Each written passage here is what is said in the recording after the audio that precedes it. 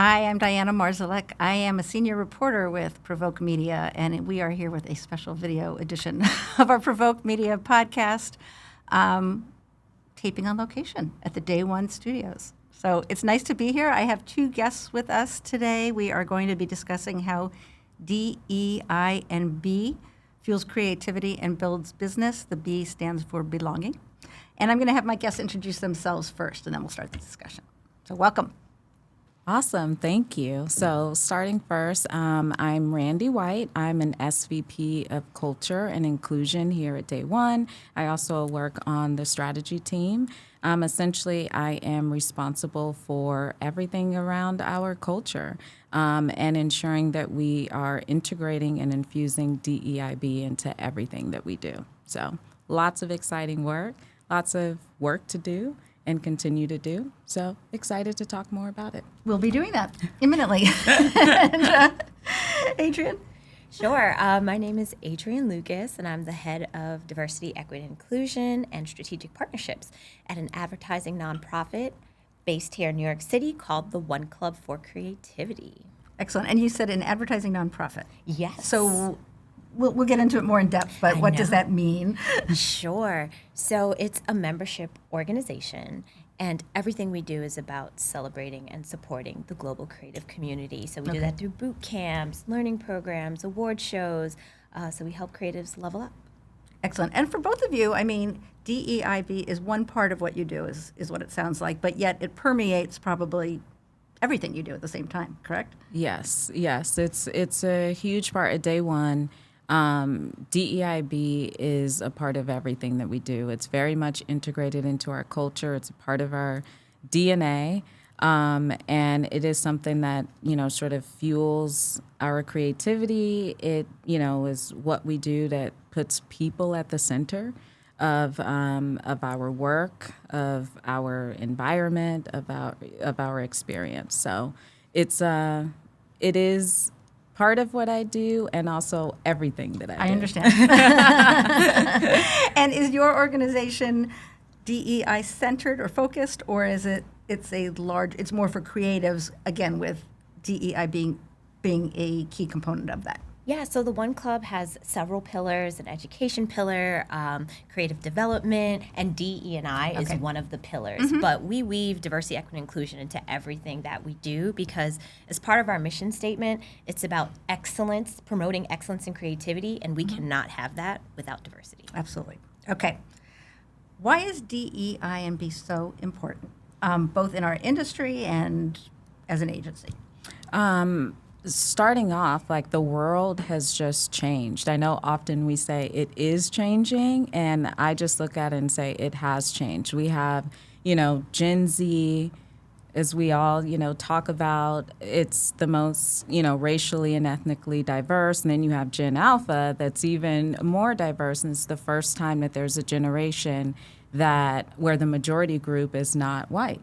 Mm-hmm. So it is just the world has really changed. What people expect out of companies has changed. They often, read about it and they're asking not just what products you sell, but what are you doing for your communities? What are you doing to, use your platform to really impact the world, impact culture?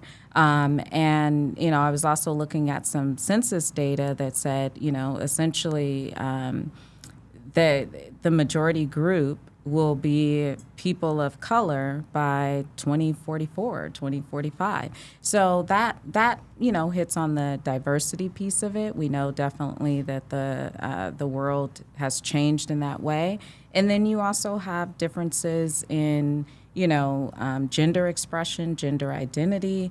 You have more people that are, LGBTQ+. There was even a stat that I read that said 33% of people will probably change their gender ID in their lifetime. I noticed that too, because I was just surprised at the number. Not that there's anything wrong with it, but, that's a third of the population, right? You're Definitely. talking about.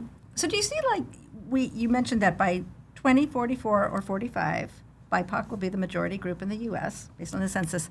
So are we at the beginning of us pursuing belonging, diversity, inclusion, and belonging Are we in the middle? I mean, because if we're getting there, right? We've got Right. 20 years to get there. I mean, where are we at? Yeah, so I think everyone's journey is individual, right? Like I do think that, different people are at different parts of the journey. As it relates to DEIB, I think at day one, we, started our journey probably back in like 2019 or so with more programming around, cultural efforts, more programming to support different groups. And we just sort of kept increasing as we noticed more and more of a need, as we saw the world changing, as we saw things that have changed. And we, are sort of, I would say that we're kind of in the middle because we've done a lot of foundational work. We've done a lot to kind of, ensure that we have the right footprint that we really want to have, and we continue to expand it. But I feel like the biggest thing that everyone should think about as they think about DEIB is that it is a journey. It's never complete. There's always something that you could be doing. There's always something that you could learn, unlearn, and then relearn. Yep. There is, and it is also, I tell people this a lot, it is about the progress over the perfection. There's a lot that you have to consider. We were just talking about the stat about gender ID changing. Like there's a lot that can change, that will continue to change, and you just have to keep evolving with it. You have to make sure that you never get complacent and you never see it as, oh, we've done it.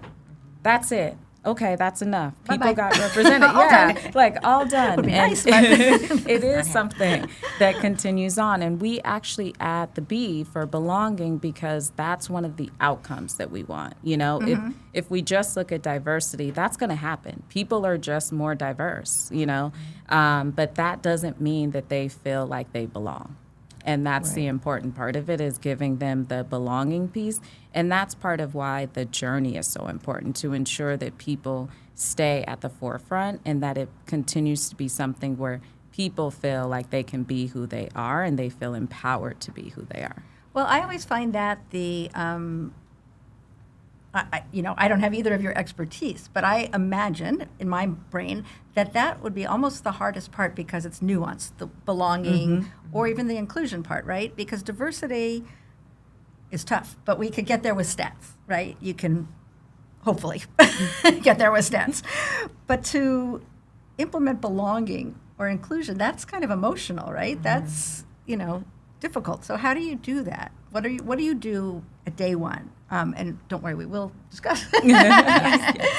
Definitely. But what do you do to foster that belonging? Yeah, so we have one big effort that we have are our ERGs, our employee resource groups. And in fact, I call them, employee impact groups, right? Where it's not just a resource, it's the impact we want to have. And it's us creating these communities so that there's ongoing support. There's an ongoing feeling of there are people just like me, and there are people where they get me, I belong here, and not only just you connecting with people within your community, but also you being able to share that with people outside and getting people to understand, getting people to, want to learn more, to want to unlearn more, and to want to support you and celebrate. And so the belonging piece for us is very much centered around our ERGs where, and, I know we were talking about creativity as well, where we take creatives at our agency and we say, come up with great programming that you would be interested in, that you want to do. So we don't just have it where we say, let's get an external speaker and the entire hour is just going to be, someone talking to you, and we know people would really be, checking emails, doing other things, and maybe not getting as much out of it. Instead, we do things that involve the team. For Black History Month, we just did a game night where we taught people different games that Black communities have been, sort of playing over the years, whether they're Black meaning African American, if they're Caribbean heritage, if they're African heritage, there's certain commonalities, and we went through all of that, and we, talked about why that's a source of celebration and why there's a get together, which is actually the name of that ERG, the get together. Okay. So it's very much, us involving everyone, bringing them in, and being creative, so that these things show people that they belong here. They're a part of making the programming. I don't just say, here's what we're doing for the month. Right. When we just had AAPI Heritage Month, I didn't say, okay, we'll just, do, this program. Instead, we said, what is going to have an impact? What are the needs of the community? And a big theme that we had was talking about AAPI-owned businesses, as well as like thinking about like the secret sauce of that, community and what they've been doing to impact culture that not many people have talked about. And so we did all of our programming around that. So it really, to me, that's how you get people to belong. You make them a part of the discussion. You make them a part of what it is that we do, and you share their stories, not just share some external speaker's story, which is fine, to bring someone else in, but we always start with the core, which are our people and their creativity. Which makes perfect sense, because none of us are everybody, right? Right. I mean, we all are what we are, and we can appreciate diversity, but it doesn't know, we're not in everybody else's heads or Right. what they want. So I can appreciate that. Which brings us to long-term partnerships, including yours with the One Club. So, Adrienne, tell us a little bit about what the One Club is doing in this space, in the DEIB space, and relative to, our sort of agency, advertising, PR world, the challenges that are out there, and take it away. Yeah, sure. So we're an organization of about 40 people, but we do so many programs that people oftentimes think that we're a much bigger organization. But the first program, it's very near and dear to my heart. It's called Where All the Black People. You will never forget the name, I promise you. I was going to write it down, but I'm like, I don't even name it. You're going to remember. It's such a bold name. And the way I like to sort of explain it to people is we're all the black people in front of the camera, behind the camera, in C-suite. And when I say that, people are like, I get it. I get it now. Right. And that is a large diversity conference and career fair that we host every fall. This year it's going to be September 26th and 27th here in New York City. We have a career fair with 60 brands and agencies, including Day One, that send recruiters to meet talent. They do portfolio reviews. We have a keynote speaker, a wellness room, and it is free for anyone who's a student or a job seeker. Which is my favorite part. And we had 850 people last year, and the number keeps growing. We have an initiative called One School, which is the first online portfolio school for Black talent. It is free as well. We do creative boot camps for BIPOC students, college level, who get to work on a campaign over the course of a week. They break into teams. So one person's the art director, one person's the copywriter, UX UI designer. So it's really hands-on for them. And then at the end of the week, they get to present their campaign to an actual client. And this whole time they're working under the tutelage of a mentor from the sponsoring agency. We have the Fusion Pencil, for instance. So the One Club is home to the One Show, which is one of the largest award shows in our industry. And the Fusion Pencil essentially celebrates work that has creativity in front of and behind the camera. So that's just some of the many diversity initiatives, and of course One Creator Lab, which Day One Agency was one of our first partners for that. And One Creator Lab helps creators get their feet wet essentially in the industry, where they work at an agency creating content, and so they're making a salary, they're creating this content and also expanding their brand and their knowledge.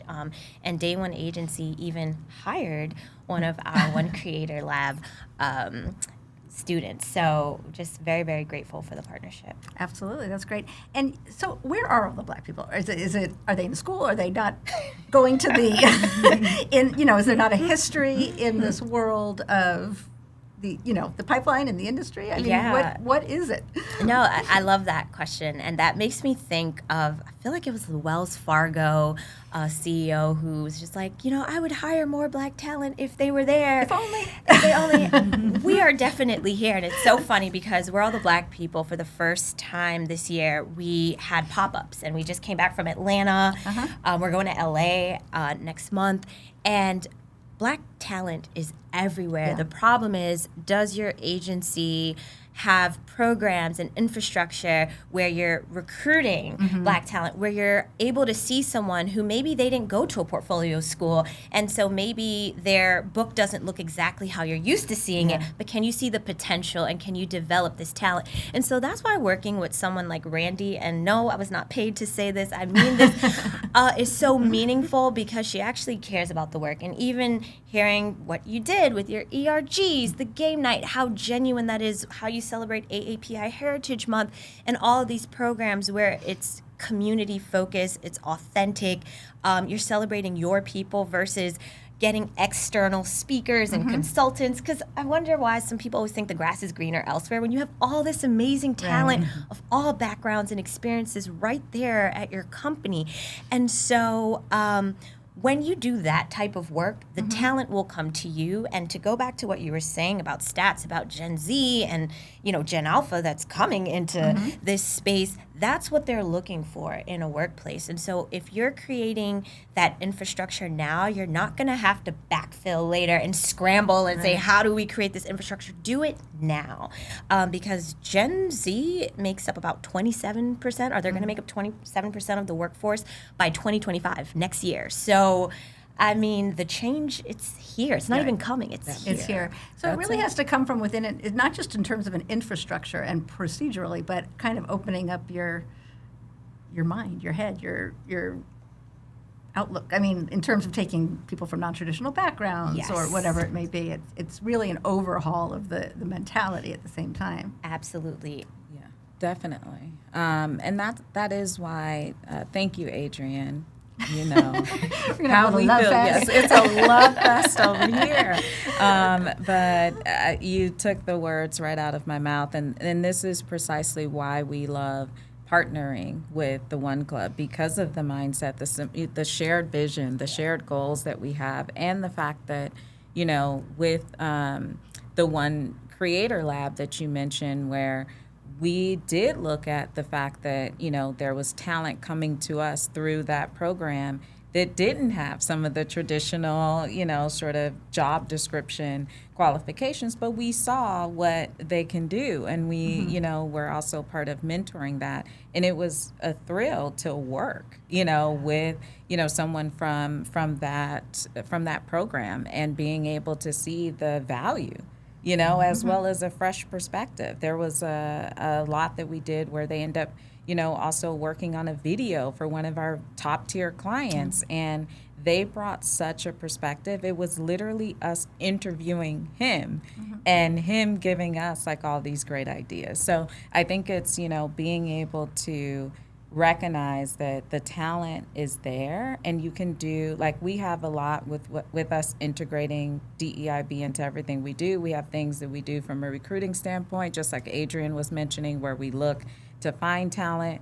But a lot of what Adrienne spoke about and what we try to do is not only just seek out the talent, but ensure that the talent wants to come to us, where they see that, hey, this is a place where I'll belong. This is a place where I'll be celebrated. This is a place where, I can, kind of live to my full potential, So that's super important. And that's why it's so key to find other like-minded partners and support them. No, absolutely. And this is a big ask, right, on both of you. I mean, you have to partner, right? I mean, nobody can do it alone. This alone, especially when we're starting off in a place where we need to grow. We can only go up.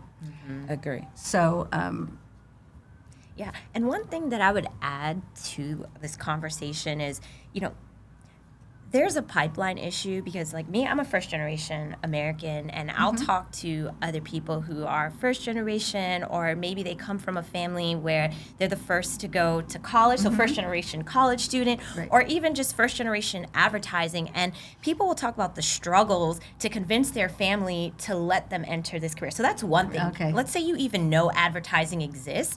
It's convincing your family that this is a viable career, that you're not going to, be a starving artist or starving creative. So that is one concern, because a lot of parents are be a doctor, be a Right. lawyer, be a teacher, be a bus driver, something that they know. Exactly. It's Good like a profession. benefits, good salary, it's safe. Yes. And so when someone has to go against their family in some way, and then now they come to this agency against all odds, and then they're siloed, they're being talked over in a meeting, their ideas are being stolen. Like, imagine how demoralizing that can feel. And we're talking about people from all types of backgrounds. Right. And so that's why it's so important to create that inclusive space, because people are overcoming so many hurdles before they even get to that interview Right. table, before they even get hired.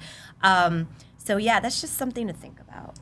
Yeah, no, and I like what you say. I mean, I had the good fortune of doing one of our functions in India, and a man there who owns an agency said he has to leave out magazines for his dad. Nobody, my mother doesn't understand what I mean. Nobody understands. So when you have that, and then the sort of systemic problems as well, Yes. or issues to overcome it, it's a lot. How does DEI&B connect to the kind of work brands are doing right now?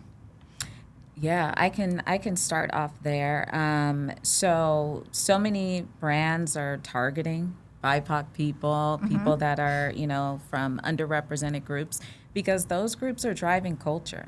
Those are the ones setting the trends, and things like that. And so brands are trying to connect with them. We've already talked about Gen Z and Gen Alpha being the most racially and ethnically diverse.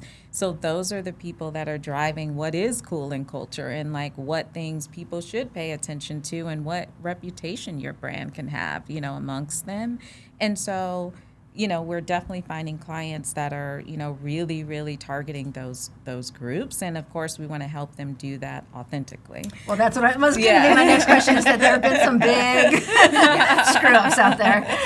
Yes, yeah. So definitely want to do that authentically. Do your research. Come from a place of, we're not just seeing this as like a new revenue stream so we can just do, whatever, but more so we want to bring people into the fold and have a lasting emotional connection with them, right, where they are important to us. So we see clients doing that, where they're reaching out to them. We also see them working a lot with creators, and being able to tap into that, as opposed to the brand just, sharing all of the assets, but instead enlisting others to do that. And those are people from diverse backgrounds, and from underrepresented groups.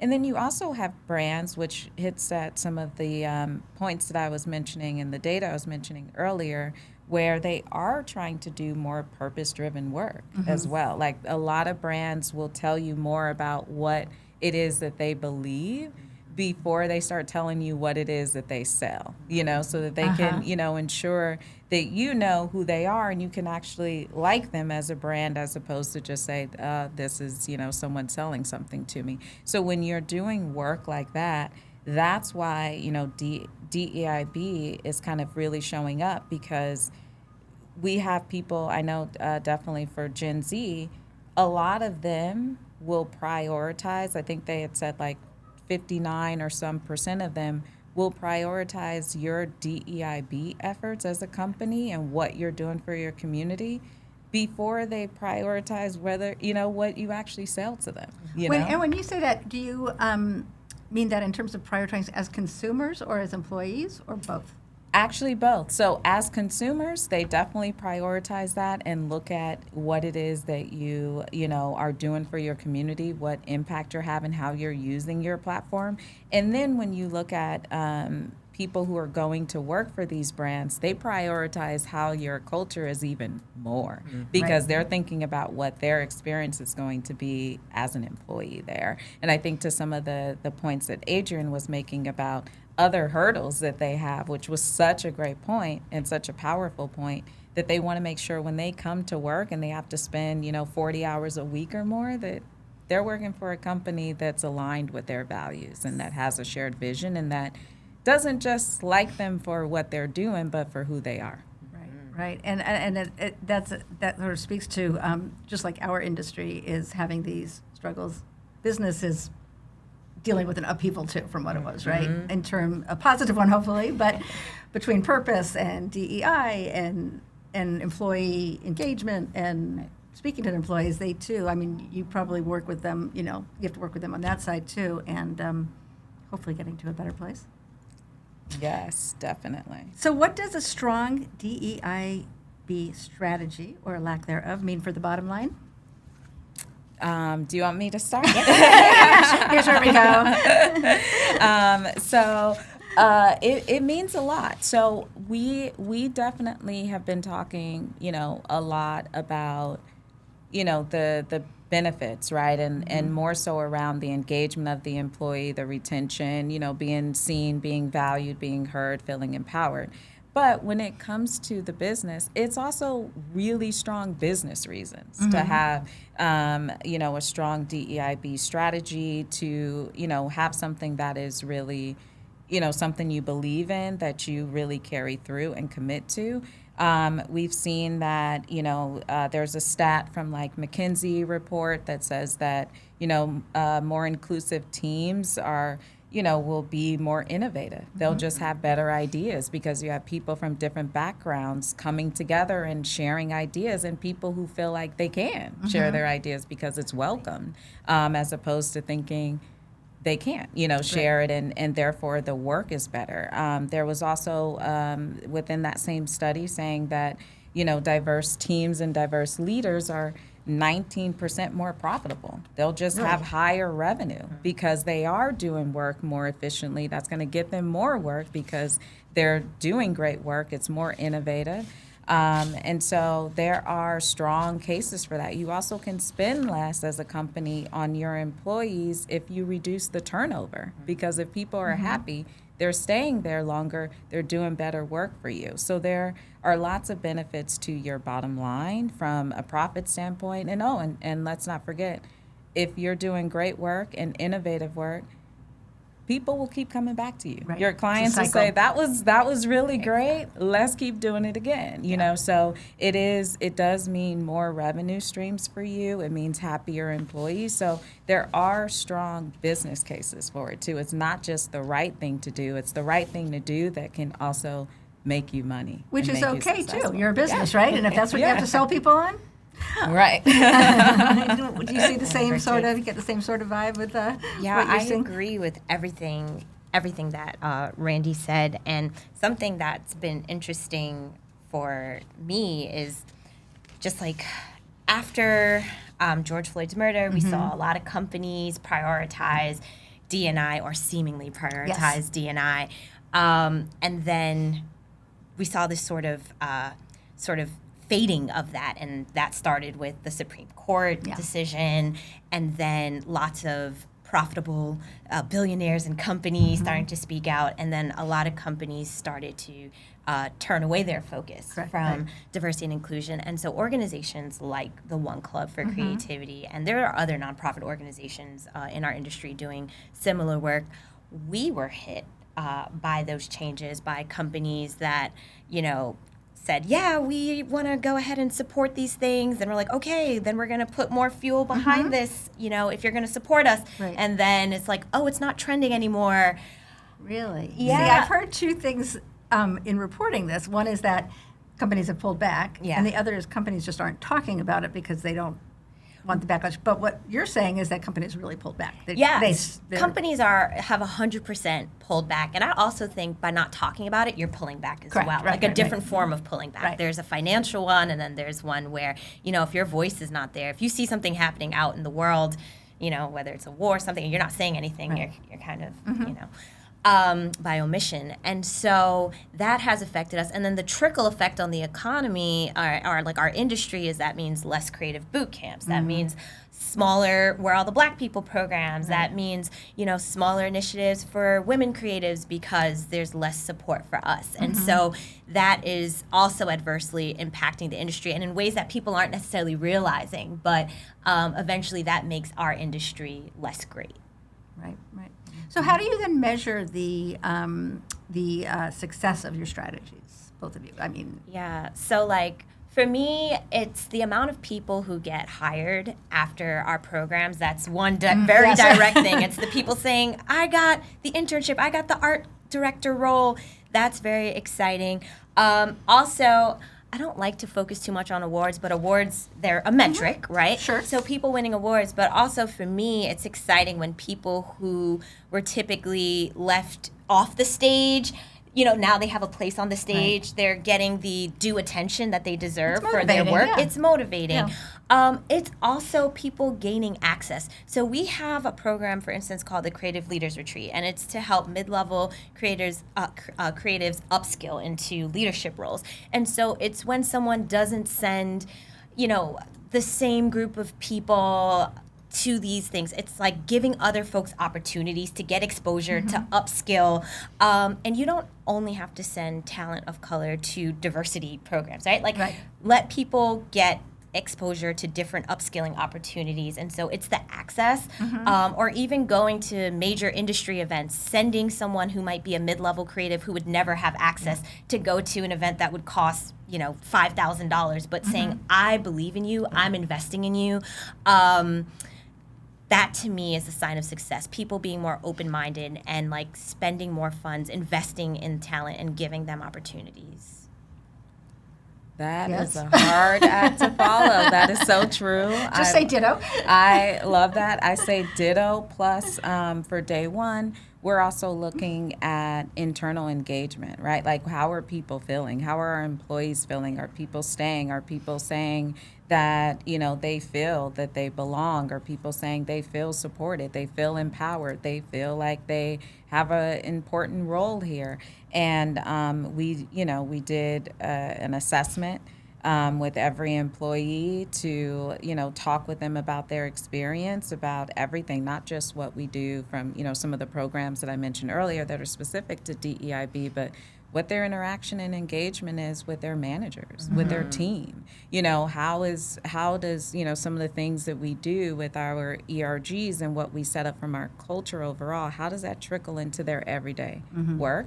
And so we look at what the engagement rates are, and definitely we've seen high engagement. We've had, people say 83% of them felt a very strong sense of belonging, and a strong sense of, my ideas are welcome. My ideas are celebrated. I feel supported, so those are things that are important to us so that we know that people are feeling like they're getting, the support that they need.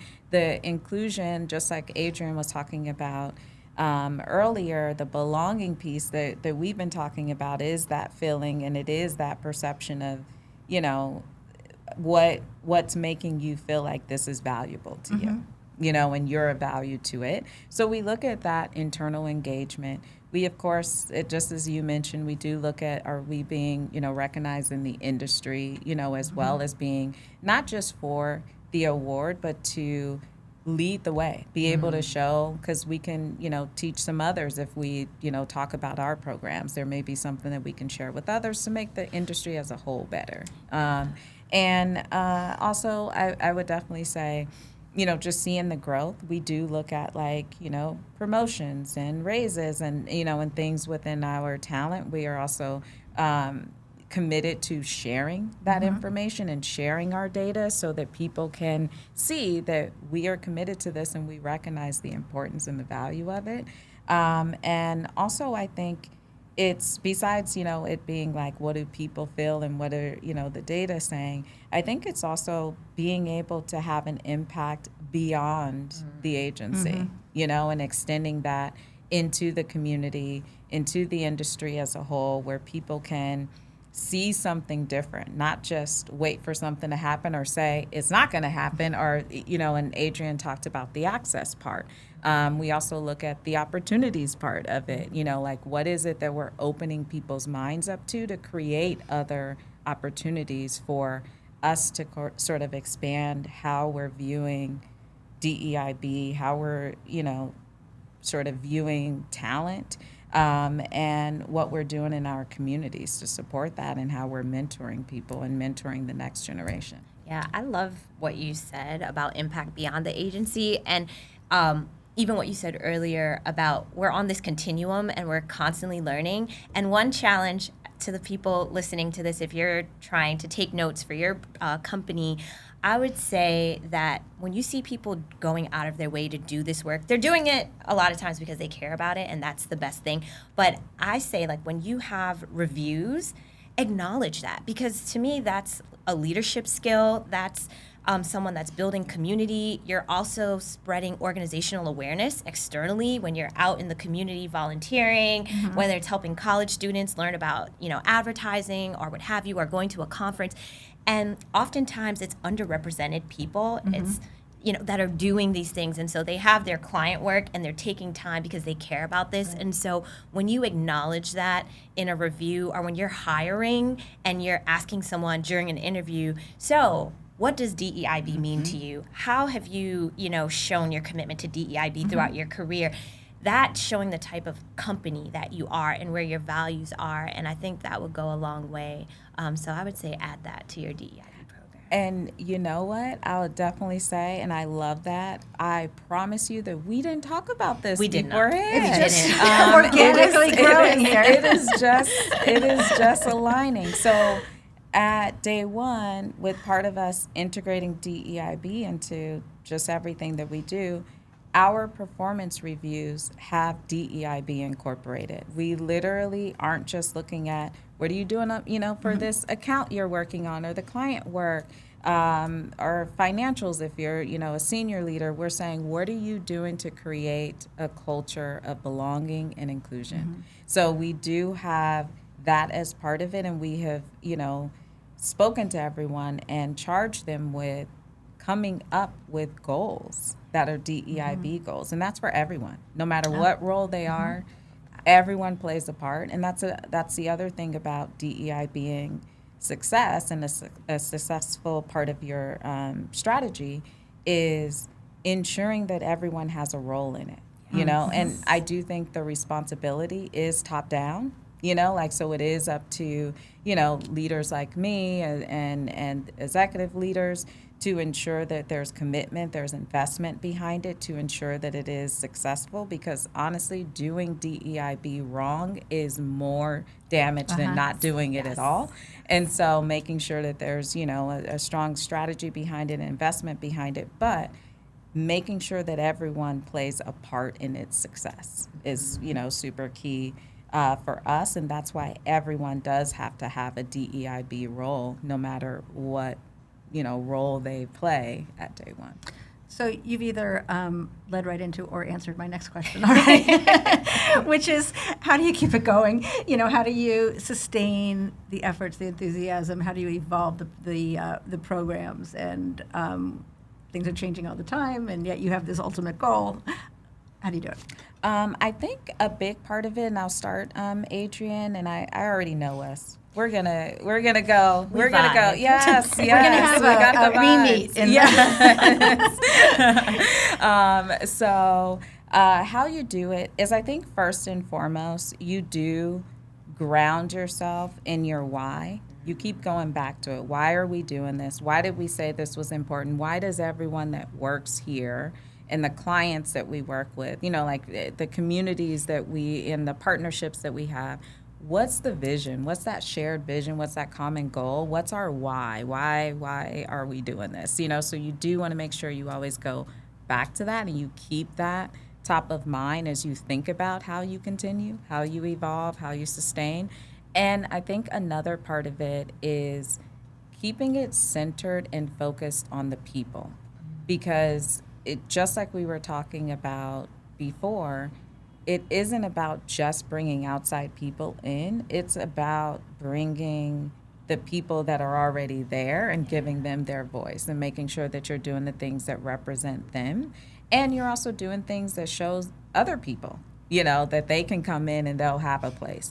So I think it's keeping it, people-centric and people-focused. And then for us, and I know the same thing for One Club, it's also keeping creativity at the heart of it, and making sure that that is the focus and that is what drives it, and that will keep you sustained. Yeah, I love everything you said, and definitely the people, keeping our ears to the ground with changes in the industry. For instance, I've been directing World of Black People. This is going to be my 6th time, and a woman reached out to me on LinkedIn, and she's just like, I'm a mid-level Black woman, and I've graduated from a top portfolio school. I've worked at all these great agencies, and I don't have a job right now. I don't know what to do. I feel stuck. I don't feel like anyone's investing in me, and I know I'm not the only one. There's several of us that feel this way. Can you help? And literally it's, taking that meeting, and it's like, okay, so what are we going to do with this? And what that ended up becoming was the World of Black People Atlanta, where I was like, all right, well, bring your idea, and we're going to rope this into World of Black People Atlanta, because that already has a brand. So that can help you now amplify your voice and your mission. And, we had 140 people there. We had all these folks from all these brands and agencies. We had a write-up in Black Enterprise. And then, so her pictures in Black Enterprise, Like it had her legs, mission, it kept had growing, legs. right? So That's now wonderful. she can use that as a jumping point for the next thing. And so that's one person. But even if you're just chipping away one person at a time, but it's like listening to people's stories, hearing people's needs, that's like a big part of the work as well. I don't just talk to companies. I want to talk to the people that are doing the work as well, and hearing their stories. And I can bring that and say, well, this is what I'm hearing on the ground. Like, are you listening to your employees? Are you listening to what's happening? And how do we address that? And just making sure that we are just keeping our heart in the work. Fabulous. Well, thank you so much to both of you. This was so interesting for me. I learned a lot, and I'm sure you're learning a lot every day. And I wasn't joking about the re-meet, because we could be having a totally different conversation, hopefully for the better, in a year or 2 years or 5 years. So Perfect. Thank you so much This for was having fun. us. it was fun. It was great. It was fun. We love talking about this. I'm here to hear it. And you came to the right place.